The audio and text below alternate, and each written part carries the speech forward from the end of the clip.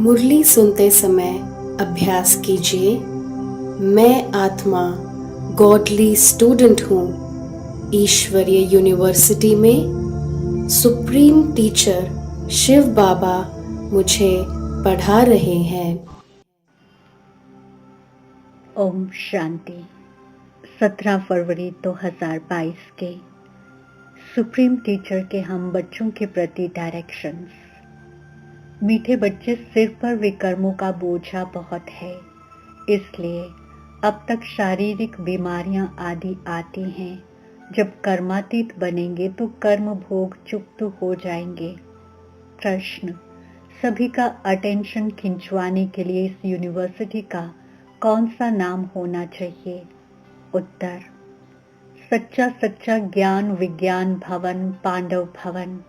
ज्ञान अर्थात नॉलेज से वेल्थ और विज्ञान अर्थात योग से हेल्थ मिलती है, सो भी 21 जन्मों के लिए।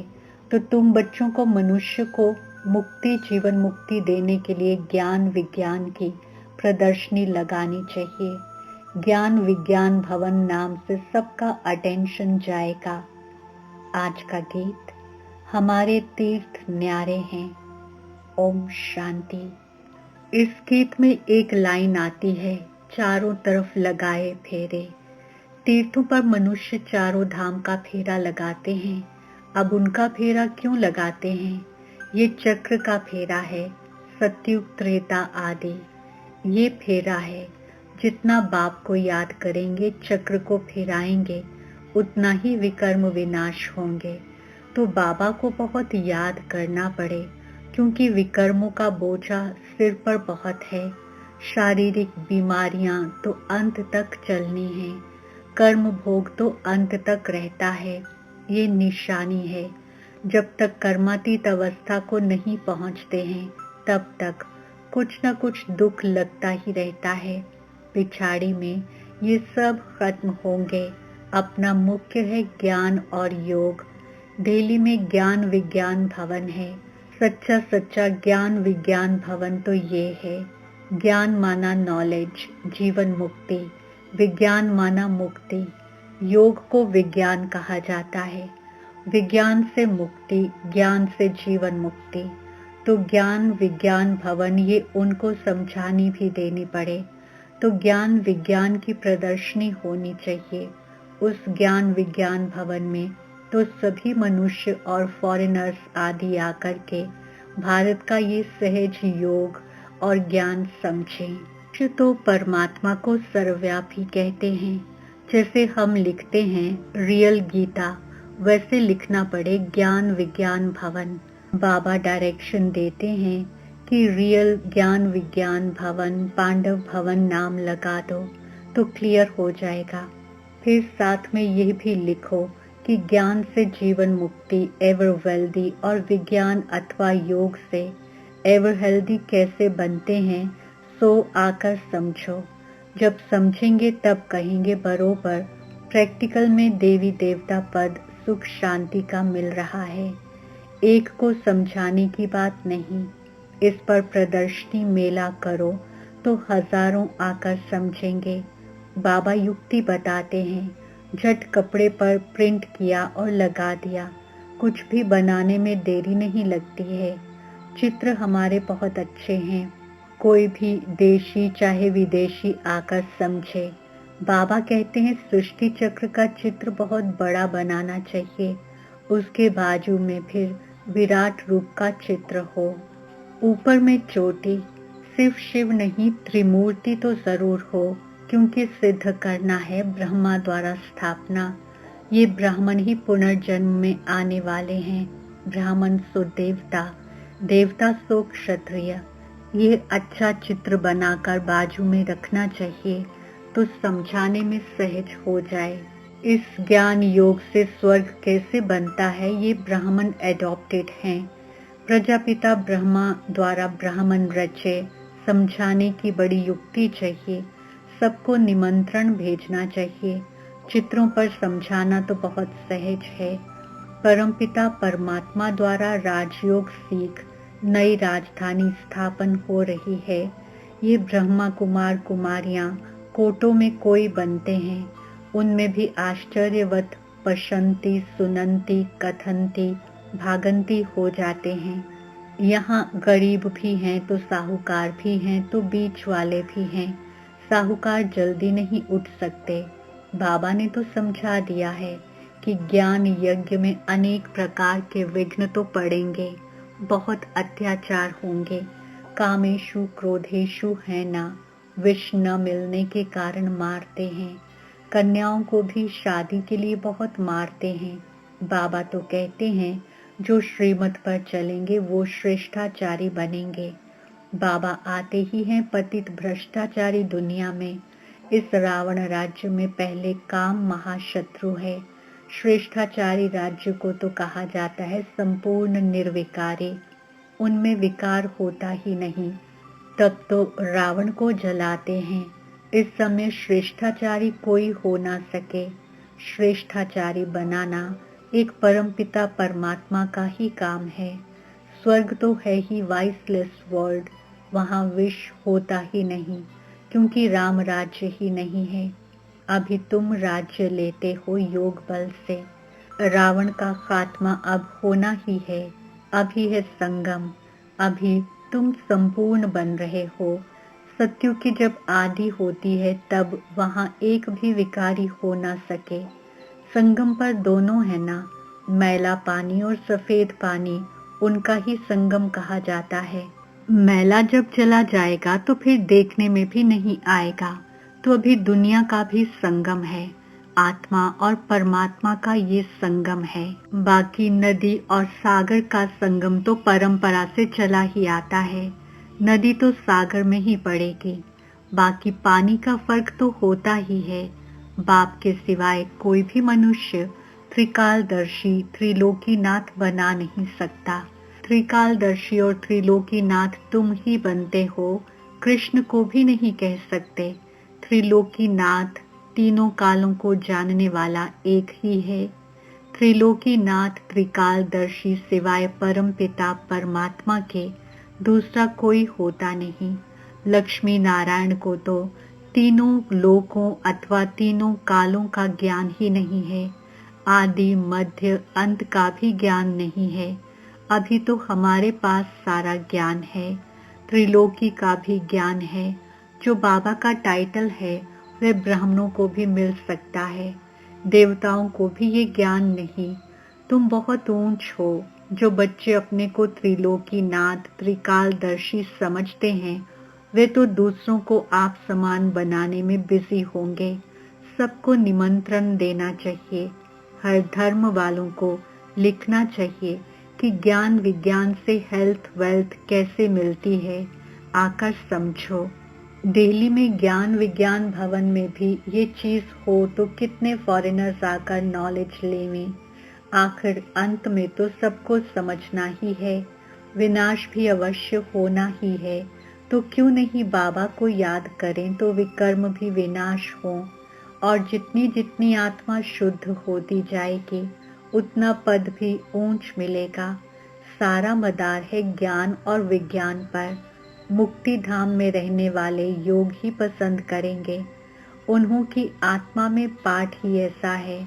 और देवी देवता धर्म वाले नॉलेज को ही पसंद करेंगे। तुम बच्चों की दिन प्रतिदिन उन्नति होती जाती है।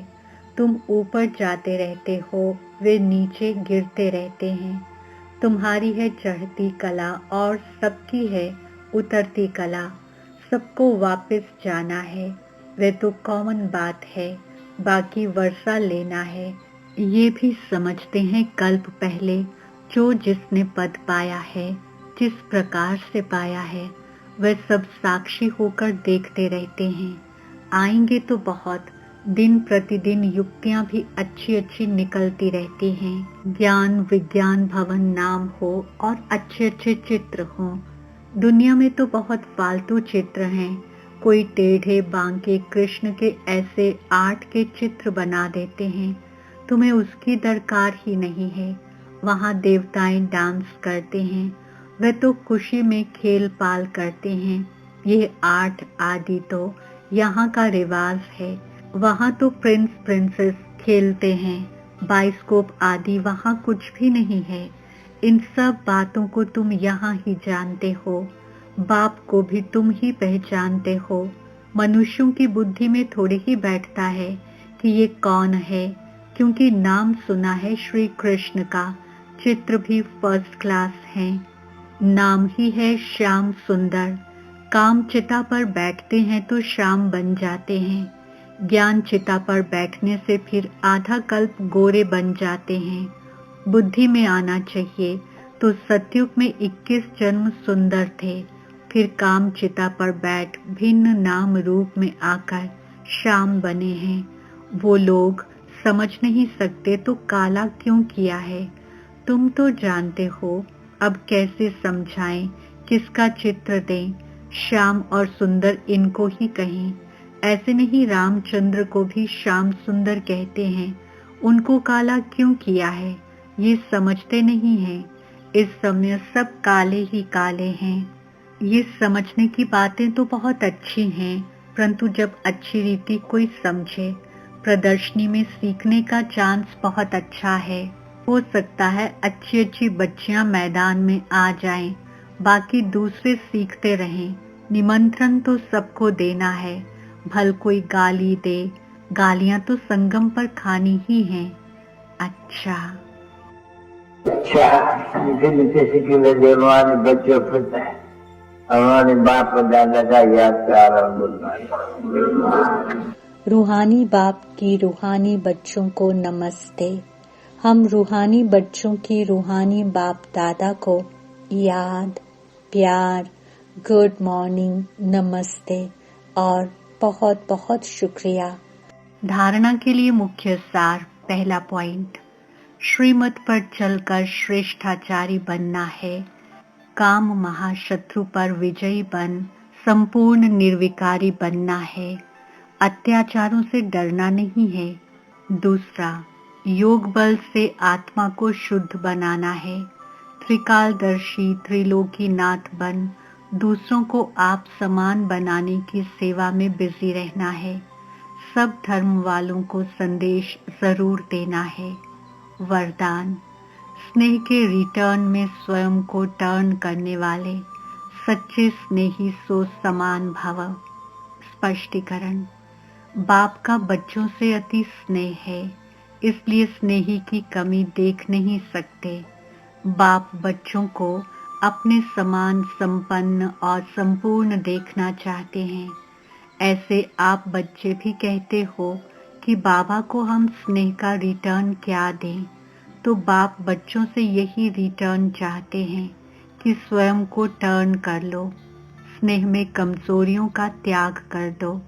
भक्त तो सिर उतार कर रखने के लिए तैयार हो जाते हैं। आप शरीर का सिर नहीं उतारो, लेकिन रावण का सिर उतार दो। थोड़ा भी कमजोरी का सिर नहीं रखो। स्लोगन, हर कर्म करते साक्षीपन की सीट पर रहो तो बाप आपका साथी बन जाएगा। ओम शांति। मातेश्वरी जी के अनमोल महावाक्य। विषय, संपूर्ण पुरुषार्थ की सिद्धि 21 जन्म सुख की प्रालब्ध।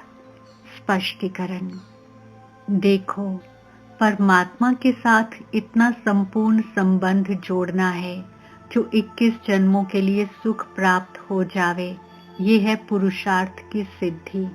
परंतु 21 जन्म का नाम सुन ठंडे मत पड़ जाना। 21 जन्मों के लिए इतना इसी समय पुरुषार्थ भी करें, फिर भी 21 जन्मों के बाद गिरना ही है तो सिद्धि क्या हुई। परंतु ड्रामा के अंदर आत्माओं की जितनी सर्वोत्तम सिद्धि मुकर्रर है वो तो मिलेगी ना। बाप तो आए हमें संपूर्ण स्टेज पर पहुंचा देते हैं, परंतु हम बच्चे बाबा को भूल जाते हैं तो जरूर गिरेंगे। इसमें बाप का कोई दोष नहीं। अब कमी हुई तो हम बच्चों की।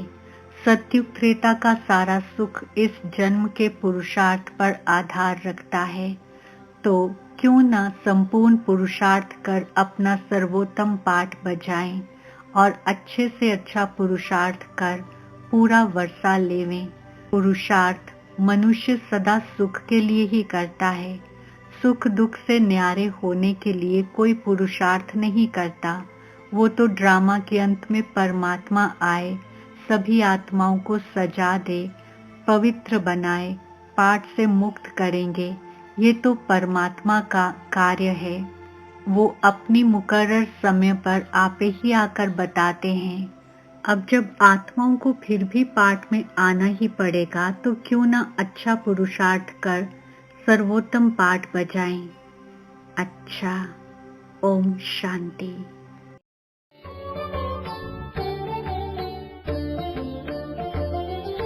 विश्व मंच पर आए, शिव रुद्र यज्ञ रचाए, ब्रह्मांड का वो मालिक, देखो नूर है छलकाए, विधाता है वो दाता, वरदान दे रहा, सर्व शक्तियों से कल्याण करते कल्याणकारी।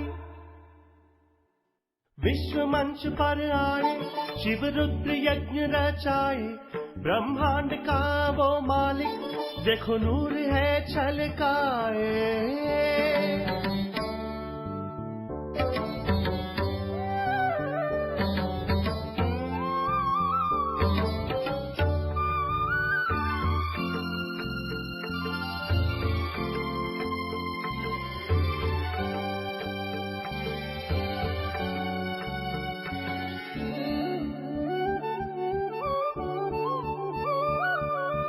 आरावली के शिखर से उदित हुआ ज्ञान का सूरज, प्रेम के वो फूल खिलाए, दिखा रहा है वो अचरज।